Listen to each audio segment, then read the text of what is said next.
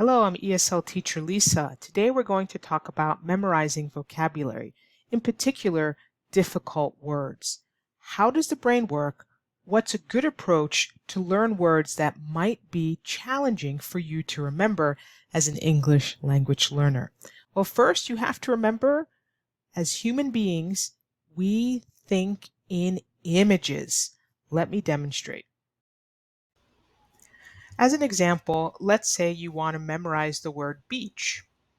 So if I said, think of the word beach, are you going to only think of these letters in your mind? B-E-A-C-H.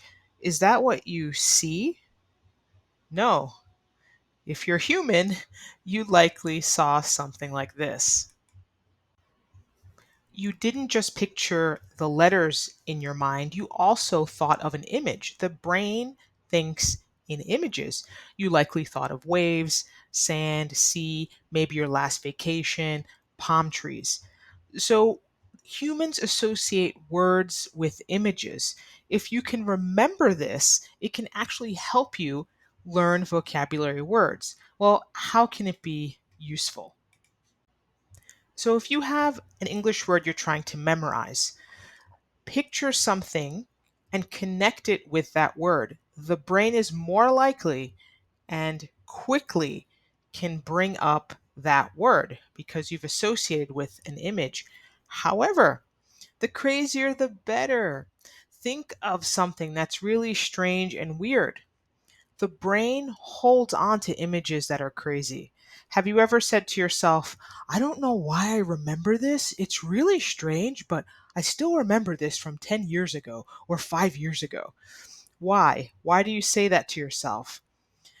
Because the brain has a very difficult time letting go of images that are strange, weird, crazy.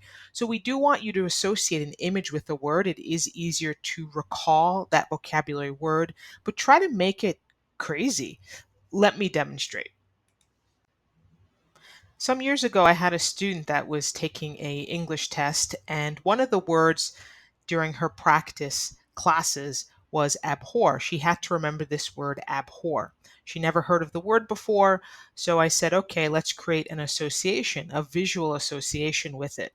So the definition is here. It means to hate something, strongly hate something.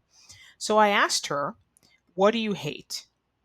It had to be something she hated because it's going to be an image she has to recall, not something that I hate. But what did she hate? So I asked her, and guess what she said? Liver. Her answer was liver. She hated liver. I actually like liver. I enjoy eating liver, but she hated it. So that was a good image for her. So this is what happens in the brain. You think of abhor, liver, hate something. But we didn't leave it like that. I just mentioned you have to think of something crazy so the brain could remember it, hold on to that image. So I said, let's think of a crazy image. And this is what we came up with. She had a little brother, so I said, picture your little brother jumping up and down on a piece of liver in your front yard, just jumping on this piece of liver. And then, guess what? Your mother serves it for dinner. You have to eat that liver that your little brother was jumping up and down on. So you might be thinking, that's stupid, that's crazy. Good, that's the point. We created this crazy image. And guess what? During our next tutoring session, I asked her at the beginning of class, what's the word abhor mean? She said to hate. It didn't take her long to remember the definition. Why? Because this is what was happening in her brain. Abhor, liver, my brother jumping up and down on the liver. I really hate that, and I had to eat it for dinner. Oh, abhor means to hate. It works very, very well. So by using this technique, you can easily learn hundreds and thousands of vocabulary words this way by taking a word like abhor, connecting it with an image, this liver image. But remember, we created something crazy around this liver image, and then it helps us to understand the definition. But what about lists? If we apply the same technique to lists of words, or if you have to remember lists like a shopping list, you can also do that. Let's demonstrate. Okay, so here is our shopping list. We can simply write down these three items, toothpaste, eggs, and coffee, and we'll have no problem remembering because we wrote it down.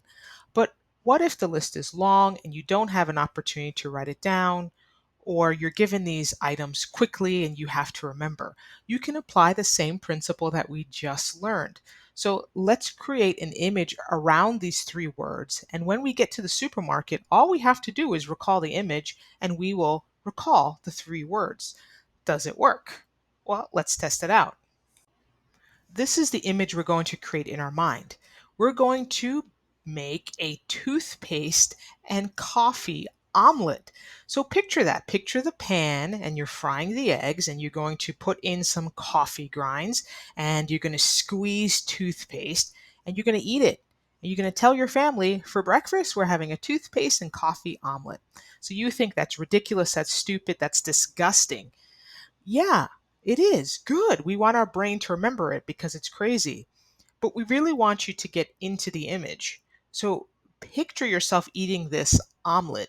Do you taste the mint from the toothpaste?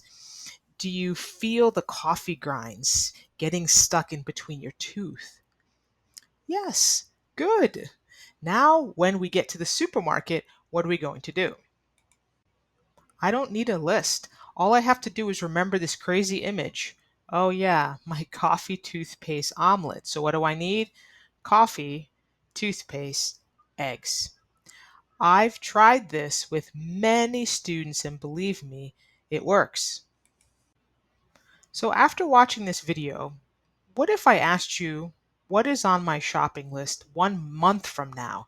If I asked you, hey, do you remember we went shopping and we created this crazy image? What was on my list? Do you know when I've done with this with students, maybe a month out, 2 months out, where we did this shopping list exercise? Do you know most students remembered all three items? Most at least two items from some dumb shopping list that had no significance in their life because I created this crazy image for them. So, this technique really works. So, use it for difficult vocabulary words, associate it with something, make it crazy or strange or weird, associate that word with something, and you're more likely to remember that word. Happy memorizing. So you can learn hundreds of words with this method, thousands of words. So this is a great technique that anyone can use. See you in the next video.